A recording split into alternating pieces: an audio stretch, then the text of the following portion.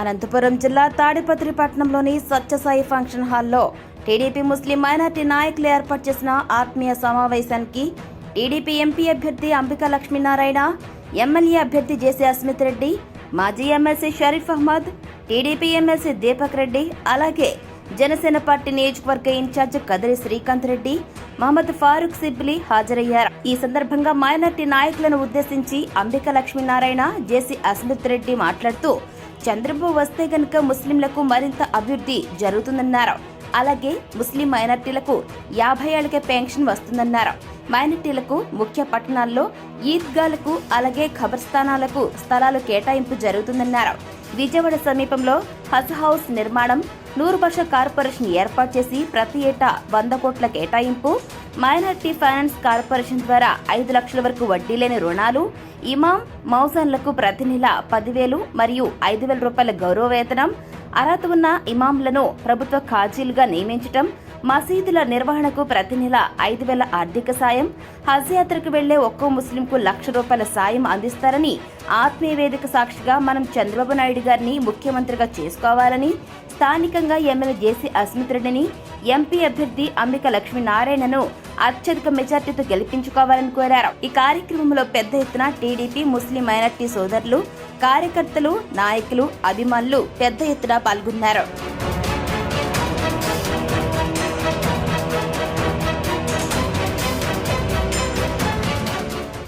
నేను మాట్లాడేదానికన్నా నేను మీ అందరిని ఒకటి అడుగుతా, మిమ్మల్ని మీరు ప్రశ్నించుకోండి.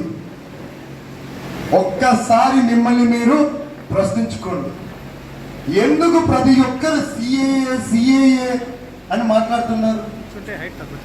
ఎవరన్నా ఎక్కడన్నా చంద్రబాబు నాయుడు గత ప్రభుత్వంలో చేసిన గురించి మాట్లాడుతున్నారా? ఎందుకు కడపలో హాజ్ హౌస్ ఏదైతే 80% పూర్తయి ఈ 5 ఏళ్ళు ఖాళీగా 20% ఏదైతే పూర్తి చేయలేకపోయినా జగన్మోహన్ రెడ్డి గారు, దాని గురించి ఎందుకు మీరు మాట్లాడట్లేదు? ఎందుకు దుల్హన్ పథకం గురించి మాట్లాడట్లేదు మీరు? ఎందుకు కేవలం ఒక 4% రిజర్వేషన్ గురించి మాట్లాడుతున్నారు? రిజర్వేషన్ కేసెస్ తోటి మన గురించి లేదు. ఇందాక అన్నగారు చెప్పినట్టు అది ఏదైతే కృష్ణయ్య గారు కేసేశారో ప్రతి కాస్ట్ గురించి రిజర్వేషన్ గురించి వేసినది అంశం. అది కేవలం మనకు ఒక్కరికే చెందింది కాదు. సో బీజేపీ కొత్తగా ఈరోజు వేసిందని చెప్పి ఎవరైతే మీకు చెప్తున్నారో దాన్ని నమ్మకండి. మిమ్మల్ని మీరు ఒకసారి ప్రశ్నించుకోండి. నిజమే కదా ఇది? మొన్నటి వరకు తెలుగుదేశం ప్రభుత్వం ఎప్పుడైతే ఉండదో అప్పుడు దాదాపు 3 లక్షల రూపాయలతో ఎవరైతే యువకులు సొంతంగా సంపాదించుకోవాలని చెప్పారో వాళ్ళకి 50% ఏమంటారు సబ్సిడీ ఇచ్చి 3 లక్షల రూపాయలు దాదాపు 45,000 మందికి ఇప్పించింది. అవునా కదా? ఒక్కసారి ప్రశ్నించుకోండి. తులం పథకం ఎందుకు వస్తే దాదాపు 45,000 మంది బాగుపడ్డారు. ఏ డబ్బులు ఎక్కువ అయ్యి ప్రభుత్వం ఇస్తుందా? డబ్బులు తులం కాదు. అతి తక్కువలో సంపాదించేది ఎవరంటే మన మైనారిటీ సోదరులు.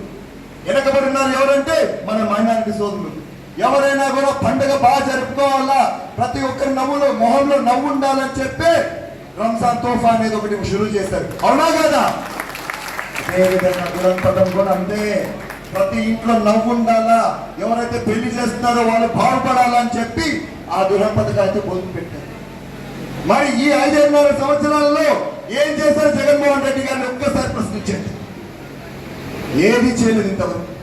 ఇందాక అన్నగారు చెప్పినట్టు మామూలుగా వాళ్ళు ఏదైతే ఇస్తున్నారో 2,000 పథకాలు ఏదేస్తున్నారో అది కూడా దీనిలో చేర్చేసి దాన్ని చెప్తున్నారు మేము ఇచ్చినామని చెప్పేసి. సో దయచేసి నా సోదరులారా, మీరందరూ ఒక్కసారి ప్రశ్నించండి. మీ మిత్రుల్ని, మీ సోదరుని, మీ ఇంట్లో వాళ్ళని, మీ పక్కింటి వాళ్ళని ప్రతి ఒక్కరిని ప్రశ్నించండి.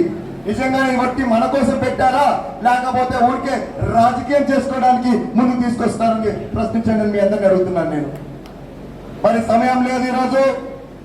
ఇంకొకసారి మీ అందరిని అడుగుతున్నాను, అడగక్కర్లేదు. మీరందరూ ఎప్పుడు మాతోనే ఉన్నారని నాకు తెలుసు. అయినా కూడా నా ధర్మంగా నేను మీ ముందుకు వచ్చి నేను మళ్ళీ అడుగుతున్నాను మీ అందరినీ.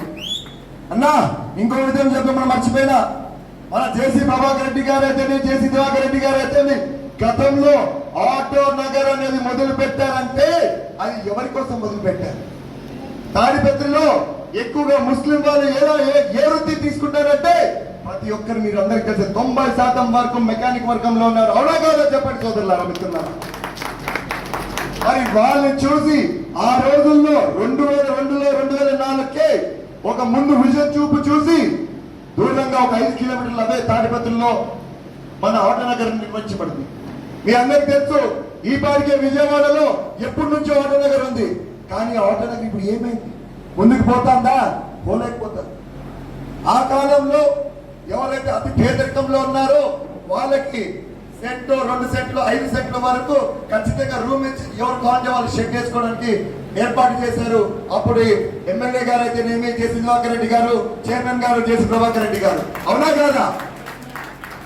అదే విధంగా ఈ రోజు మీ ముందుకు వచ్చి నేను హామీ ఇస్తున్నా, అప్పుడు ఏవైతే ల్యాండ్స్ అలాట్మెంట్ చేశారో మళ్ళా రేపు మన ప్రభుత్వం వచ్చాక నేను మీ అందరితో కూర్చొని మళ్ళా మందికి తీద్దాము.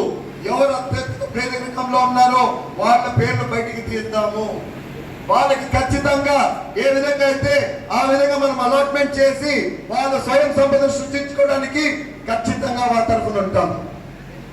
అదేవిధంగా మీ అందరి ఇళ్లలో మహిళలు ఎవరైతే ఉన్నారో కష్టపడి బీడీ కార్మికులాగా పని చేసుకుంటా 2 రూపాయలు 3 రూపాయలు ఏవైతే వాళ్ళు సేవ్ చేసుకొని మీ పిల్లల భవిష్యత్తు కోసం అయితేనేమి, మీ ఇంట్లో పెళ్లిళ్ళ కోసం అయితేనేమి ఏదైతే ఉపయోగపెడుతున్నారో అటువంటి వారికి కూడా రేపు పొద్దున నేను ఒకవేళ ఎమ్మెల్యేగా గెలిచినానంటే ఖచ్చితంగా వాళ్ళ పక్కన నేను ఉంటాను. వాళ్ళకి ఏదన్నా ఆర్థికంగా సహాయం అయితే కావాల్సి వస్తుందో దానికి నేను ముందుండి ఖచ్చితంగా వాళ్ళు చూసుకుంటానని ఈ సభాముఖంగా మీ అందరికి తెలియజేస్తున్నాను. అదేవిధంగా విదేశీ విద్య, నిజం చెప్పాలంటే ఇవన్నీ ఆల్రెడీ అన్నగారులందరూ మాట్లాడేశారు. నేను మళ్ళా మాట్లాడి ఇవంతా వేస్ట్. సో దయచేసి నన్ను కానీ మన ఎంపీ గారు అంబికా లక్ష్మీ గారిని మీ అందరూ ఆశీస్సులు ఉంటాయని చెప్పి కోరుకుంటూ సెలవు తీసుకుంటున్నాను. జై తెలుగుదేశం.